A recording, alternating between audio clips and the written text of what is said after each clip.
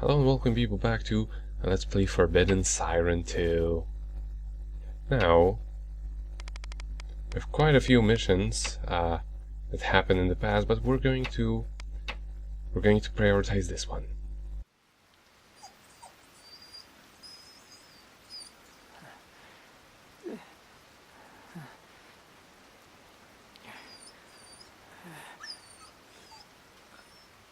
What?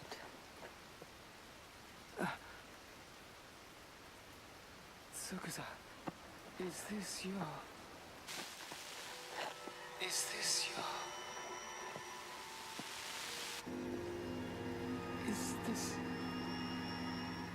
Has nothing changed?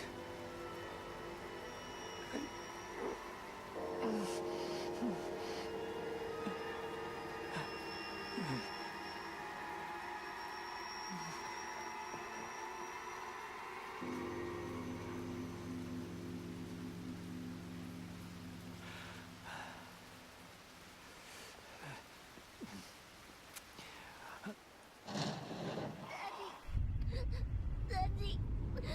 Wake up, Daddy!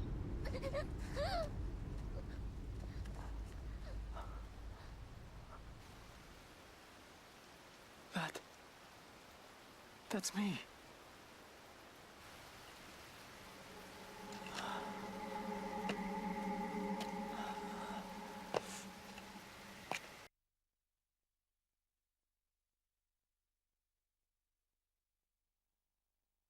Find the treasure and escape Enkaku settlement. Now this mission is a little bit harder than any of the other ones we get with Shu.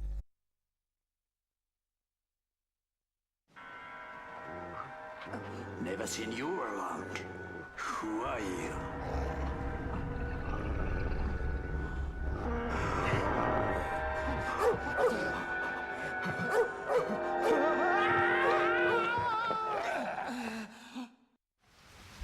This mission can go tits up if you get seen by anybody. Now you can actually completely skip up on picking up the shoehorn as your weapon because you ain't gonna kill anything with it. And also you reasonably do not want to engage in combat at all because you're equipped with a shoehorn. Now you... I am a zombie and I will mouth you with a shoehorn. Well, I mean... I'm not a zombie, I am a blind man with a guide dog, and I will murder people with a shoehorn. Speaking of which, Nico, if the dog dies, I am done with this game. Done! Well, I can't say much now. God damn it, Nico.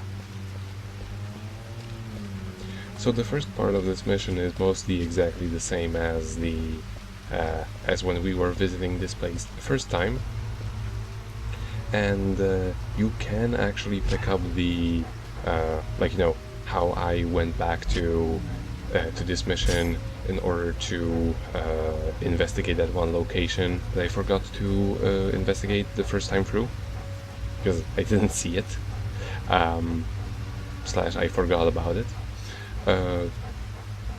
However, that sort of information is not included in the FAQ because it would be a little bit too confusing if they did actually include all that info. So yeah, you see, you can still inspect it, and you will still be able to unlock the next mission in the future.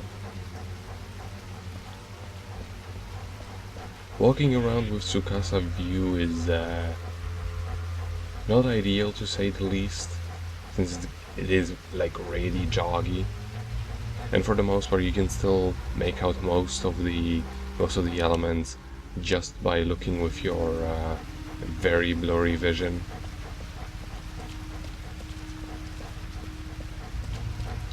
So Yeah, I was about to say, I can't imagine controlling this is all that easy, considering you're holding like what, 3 buttons at once. Oh no, you're not holding that many buttons. It's like, here's the thing, once you press the side jack, you have to press it again in order to get out of it. And in order to go into Tsukasa view, you just click in the right trigger. Okay, so that's pretty smart of them then. Yeah, like they wouldn't make it this difficult. However, this still does control like Resident Evil, as in, you know, forward makes you walk forward and left and right makes you turn. Right, yeah. And here we have to have the dog surge. However, for a little while I am standing, I believe, right on top of what he needs to find. So eventually I just move.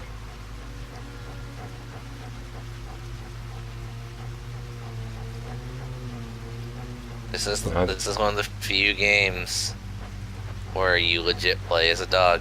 I approve. Mm-hmm. The other ones being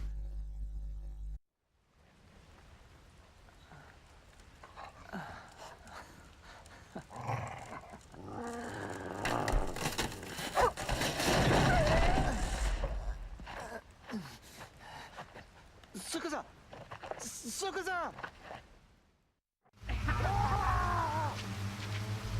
Done with now this we game. We're done. Done. Nope, I'm gone. now we can nope, see- done.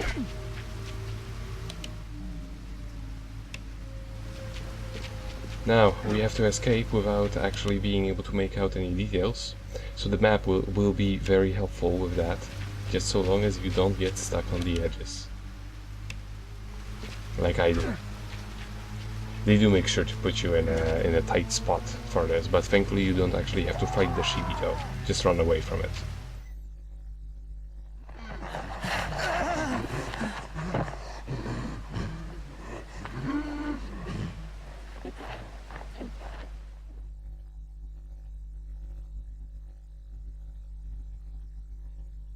This game is bullshit. I mean, the other two games are The Dog Island and Dog's Life, both of which are very weird. But yeah, we get an introduction to a new character.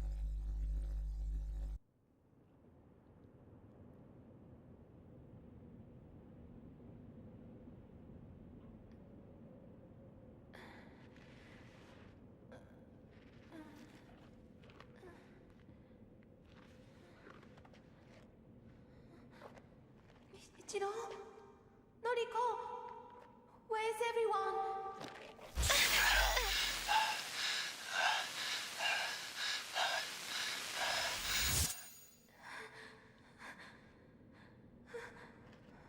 What was that? I don't understand.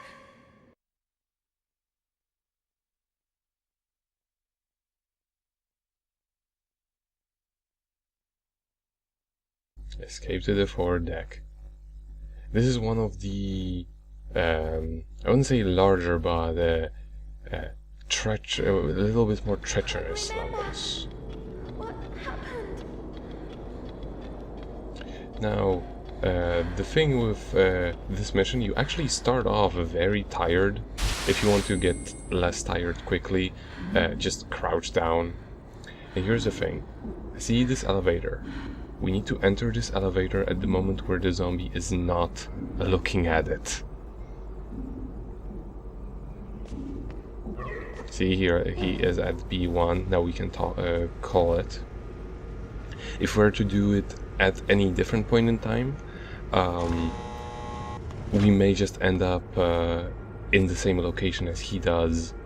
He does a little bit of a roundabout the floor, B1, and the best moment to enter here is right as he leaves, as he will just go downstairs, but do not go too far away.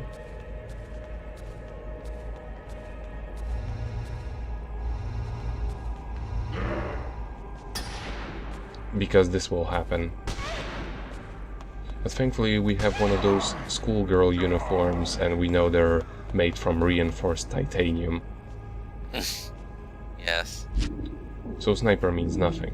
But yeah, that was the zombie that was going down the stairs. You know, the one that was previously looking at the elevator. And he found a deck brush over there.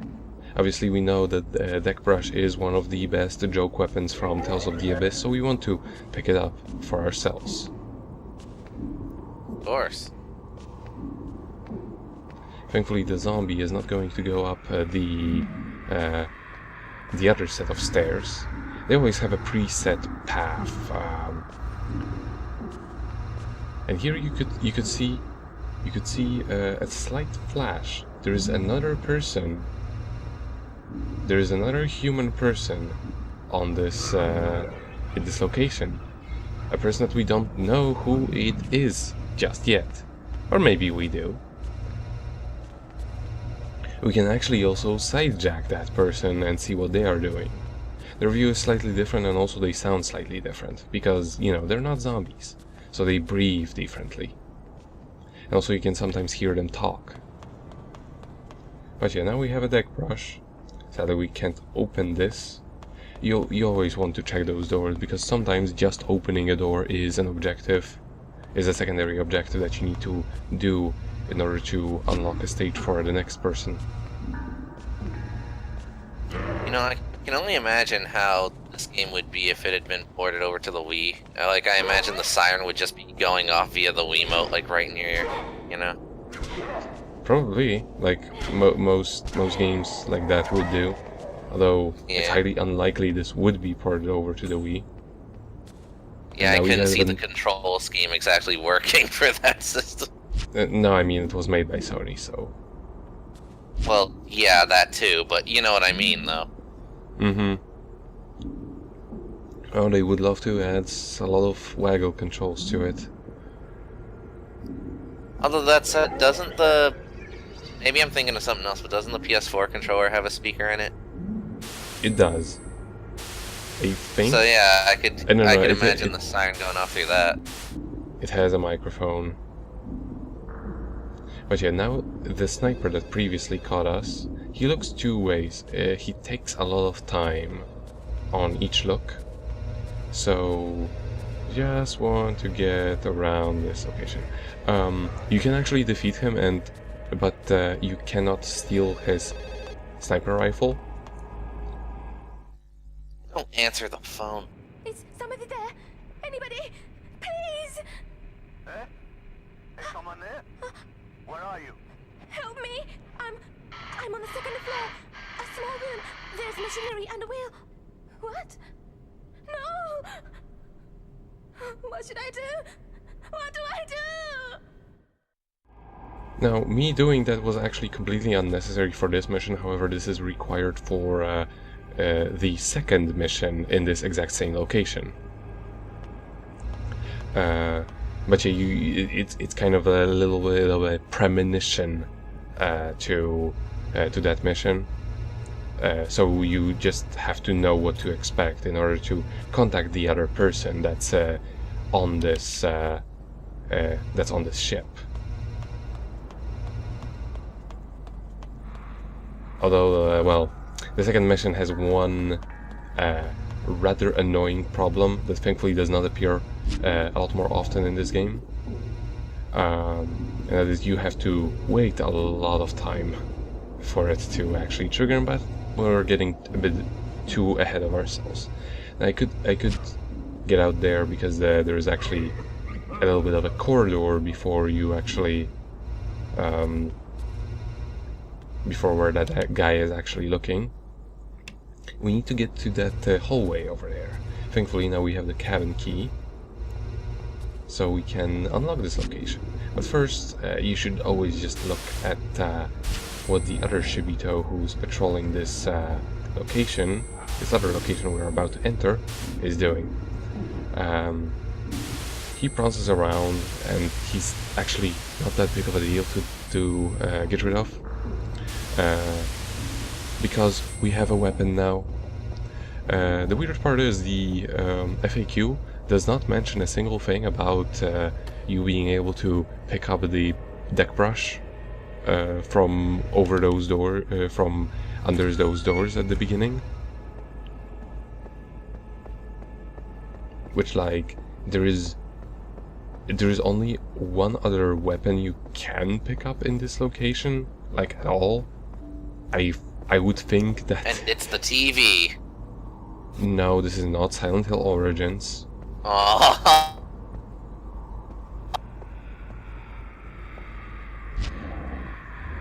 But yeah, needed to get that fishing line hook. Thankfully, most of the things that you do need to collect for the secondary objectives, they stand out. So you will eventually find them. Archive items, not so much the case. I do not actually need to sneak around because this guy is very easy to take down. He doesn't even have a proper weapon. He doesn't even have a deck brush. What a scrub. Like, let's say, if he had a gun, then I would say yes, do worry about him. But since he only has a regular, like, melee weapon, you don't really have to worry about him.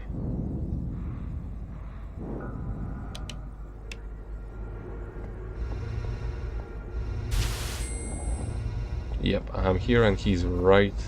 He's going to enter just in a moment. Taking a sweet time with it too.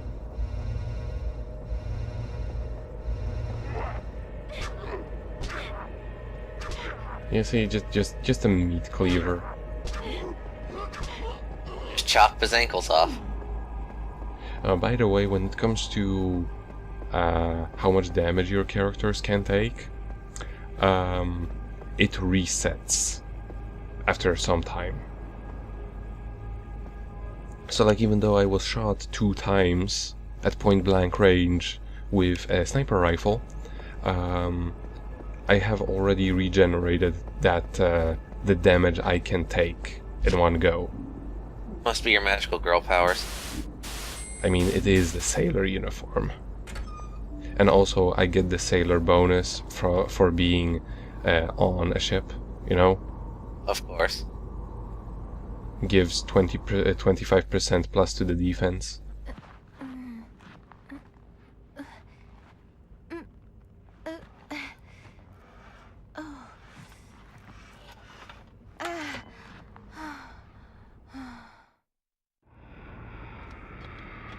Now this is a good example of how they do secondary objectives in this game.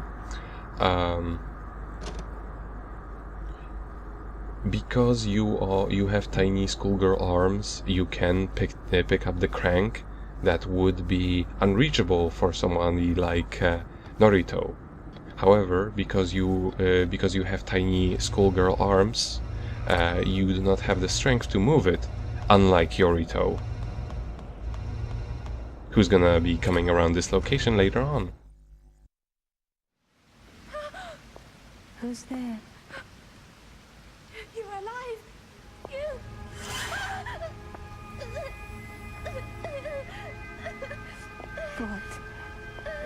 What are you trying to do? I don't know! I really don't know! Mission accomplished. Why does it always pop up at the most inopportune moment? Well, I mean, have you seen the archive items? Yeah.